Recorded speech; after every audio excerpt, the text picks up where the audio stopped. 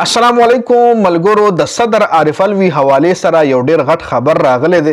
د عمران خان چې څومره هم مخالفین صحافیان دي یا د نون لیگ چې څومره هم لفافه صحافیان دي نو هغوی ویلي چې صدر صاحب آخري ډډ گئے. اوس دی ولولي ویلي دی په هم یو طنز کړی دی. مکمل تفصیلات در سره په دې ویډیو کې شریکوم چې صدر صاحب داسې کومه غټه کارنامه کړې ده ځکه تاسو ته معلومه چې اوس په د قومي اسمبلی اجلاس راځي. جی اوس چې په پاکستان څومره هم پارټیان دی وای حکومت جوړي نو هغه صدر صاحب ته درخواست کړو چې ته د قومي اسمبلی اجلاس راغوړه ځکه دا اختیار صدر صاحب سره چې هغه به د قومي اسمبلی اجلاس راغواړي. دا بل څوک نشي راغوسته. دا د صدر په سیګنیچر باندې راکېږي هغه اجلاس راغواړي ځکه دا اختیار صرف او صرف صدر صاحب سره. دغه پارټیانو صدر صاحب ته نن ورځ یاد کړی و 26 نن ورځ ور یاد کړی د پیر ورځ چې نن ورځ باندې ته اجلاس راغواړه خو صدر صاحب چې کوم دی اجلاس نه دراغوسته. نو اوس دغه پارټیانو صدر صاحب لویلی دي چې 29 فروری پورې تاسو سره ټیم ده چې ته اجلاس راغواړه کینی بیا ستا چې کومه فیصله ده هغه غیر آئینی فیصله ده دا مونږ غیر آئینی قرار کړو او پتا باندې مونږ کیس هم وکړو. اوس دا د دې نه دا پته لګي چې د پی ټی آی وای ته د پی ټی آی طرف اخلي ته مطلب وای فیر فیصله نه کې ته د پی ټی آی په طرف صدر صاحب لیولی.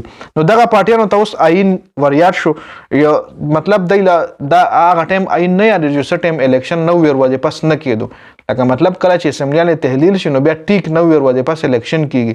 نو زموږ ملک چې دا کم 8 فروری باندې الیکشن وشو نو دا نو ویر وځي پس نه شو.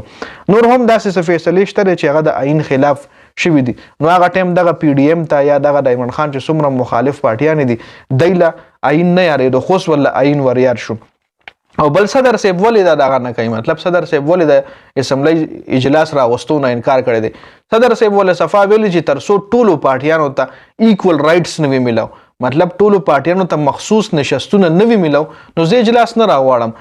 اوس لږه پاکستان چې کومه پارټۍ سره اتحاد کړی دی نو هغه پارټۍ له مطلب پی ټی آی چې کومه پارټۍ سره اتحاد کړی دی نو سنی اتحاد کونسل سره نو غیله مخصوص نشستونه لا نه دی ملو. نو صدر صاحب ولوي چې له مخصوص نشستونه ملو شي ټولو پارټیانو ته ملو شي نو بیا به زه اجلاس راوړم هغه له نه دی ملو نورو پارټیانو ته هم نه دی ملو نو بیا زه اجلاس ولې راوړم دا ول صدر صاحب ویلي دي. او صدر صاحب حواله سره ډیر صحافیان چې کوم دی دا و چې صدر صاحب ډټ گئے ہے اور مختلف خبره دغه حواله سره خو طنز حواله سره کوي ځکه صدر صاحب پړومبي ځل باندې دومره سټینډ ایشتره دی ځکه مخکې هم داسې ډیر موقع راغلی چې په هغې صدر صاحب غلې پاتې شوی دی په هغې صدر صاحب هېڅ قسم داسې سټرانګ فیصله نه ده کړې خو صدر صاحب دا وخت چې کوم فیصله کړې ده نو هغه فیصلې چې کوم ده یو سټرانګ فیصله کړې ده په خپله فیصله باندې ولاړ دی. پاکستان جیل حوالې سره هم صدر صاحب الیکشن کې مطلب څه خبره نه وه کړې چې کله الیکشن لیټ شو په هغې باندې هم صدر صاحب څه خبره نه وه کړې. بیا د الیکشن تاریخ اناونس کول دا هم د صدر صاحب کاري نو صدر صاحب هم داسې ډاډه تاریخ نه دی اناونس کړی نو اناونس کړی چې په دې تاریخ باندې به الیکشن وي. نور هم داسې ډېرې صحافیان ډېر داسې خبرې دي چې هغې کې صدر صاحب ډېر چپ پاتې شوی دی چونکې د عمران خان چې کوم جیل کې چې صدر صاحب غوښتلي نو ده پې هم څه ناسه اکشن ایشتی شو د عمران خان سره د ښه برتاو دپاره خو صدر صاحب هغه ټایم کې هم څه اکشن نه دی ایشتلی. نو چې صدر صاحب صرف دا فیصله کړې نو په هغې باندې لفافه صحافیان وایي چې صدر صاحب آخر کار ډټ گئے اور صدر صاحب دا او صدر صاحب دا جي. نو داسې اپډیټ شو د ویډیو کتلو زیاته مننه جی. والسلام.